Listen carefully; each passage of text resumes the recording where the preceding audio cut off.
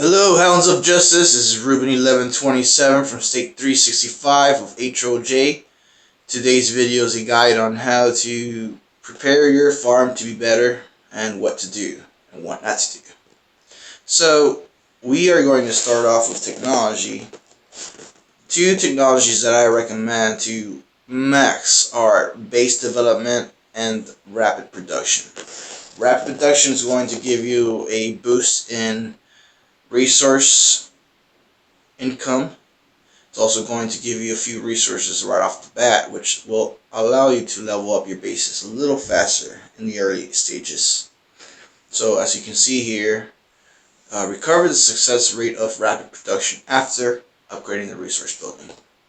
So as you can see there, you can rapid production all the way.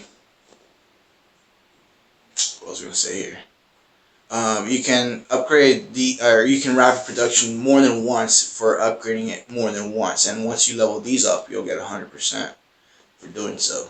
So you'll be able to do that a good amount, and then you'll get 80% after that. So the next two optional technologies that I recommend to upgrade are Class APC and ZoneCom. ZoneCom, I recommend upgrading it to 13%. Arms Expert 1010, you'll get a 100% boost, which means you'll be able to avoid the 100% CLZ ticket.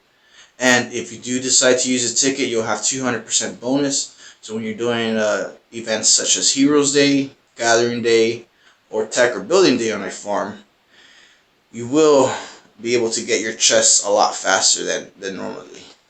Also, I recommend upgrading your Class APC to at least have 3 APC heroes. The reason being is because you're going to be able to gather more on Gathering Day. You're going to be able to do Wendos a little easier. You're going to do special events when they come out. And all these events and dailies and stuff like that, they will help your farm get more resources and get a little stronger as well. After that, I don't recommend spending any resources on any other technologies. Besides your very first technology, Tech, which is Hero Appointment. Get that for all of them. You can use that for sending national quests and whatnot. So I recommend that.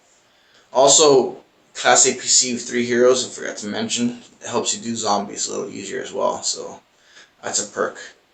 Always get your free heroes every day. Try to get on for at least a minute and recruit your free heroes. It's very important you do this, especially if you do Heroes Day on Wednesdays and Sundays. If you do not do this, you're going to run out of heroes, you're going to run out of tokens, and you're not going to get any gold heroes. It's always good to get gold heroes, regardless if it's a farm or not. It's good to have it. You can always trade the gold hero in, and you get 600 tokens for it. Now we're going to discuss about workers. So constantly you want your workers to be exploring on a farm. They do bring in a lot of resources when they're exploring for 12 hours. And if you can do this at least once a day, you're going to see the impact on your farm and how many resources you're going to get. Secondly, we're going to talk about depots.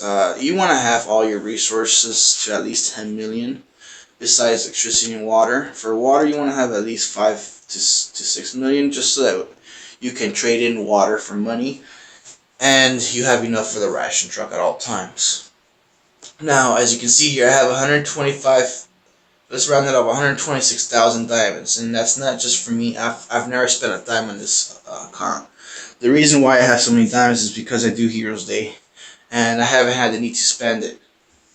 So it's very important you do Heroes Day. Most of your income will come from Heroes Day, especially if you do Wednesdays and Sundays. Now, as far as buildings, you never want to upgrade any offensive or defensive buildings.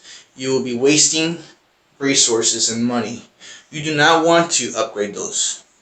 The only time you will upgrade them is if the base requires you to upgrade it, such as from 15 to 16, just an example, or 12 to 13. If it requires you to upgrade a defensive or offensive building, then you have to. Besides that, do not spend any resources on it. This is a farm. It's not a main It's not a second main. Also, you want to upgrade your resources, plots, to the highest level possible, especially the specific ones that you need. So, for example, I don't need food, but I need iron. So, as you can see here, all my iron plots are 16 besides here, which are the new ones. But you want to upgrade all the important resources such as oil, lumber, and iron. Also, you want to upgrade your banks to the highest level possible. The energy plants don't really matter, and I'll tell you why.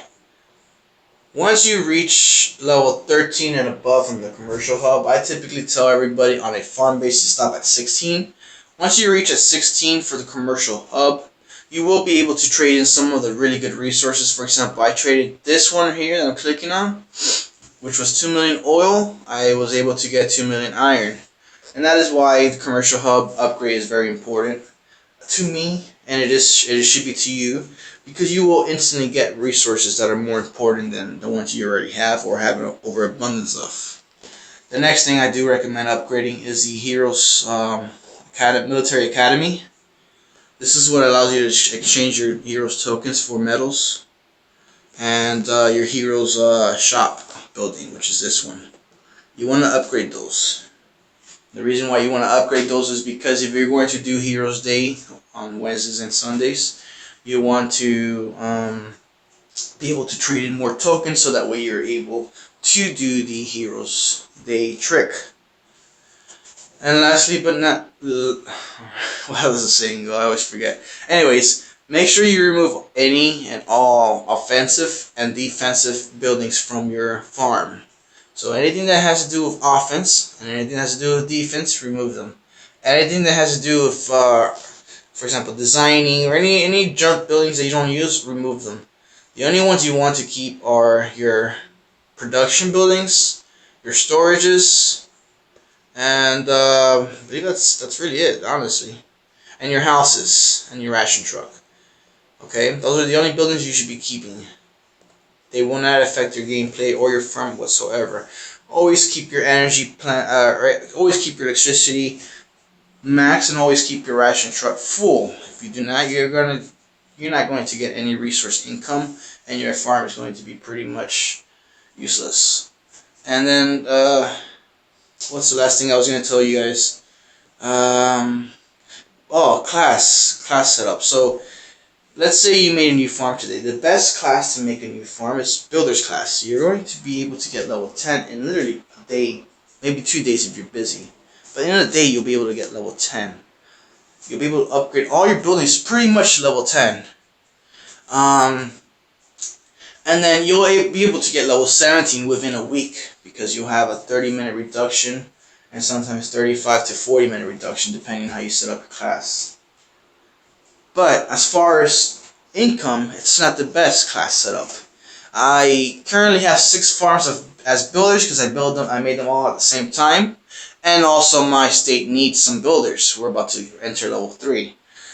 That is the only reason. The best classes to pick would be traders classes for money and farming classes for resources. So let's say you have 10 farms, you would want 5 traders, 5 farmers. Traders are going to give you a lot of money, more money than you probably can use for the most part, especially if you level it up right. For example, one of my farms have 300 million money, and the other one has about 200 million money.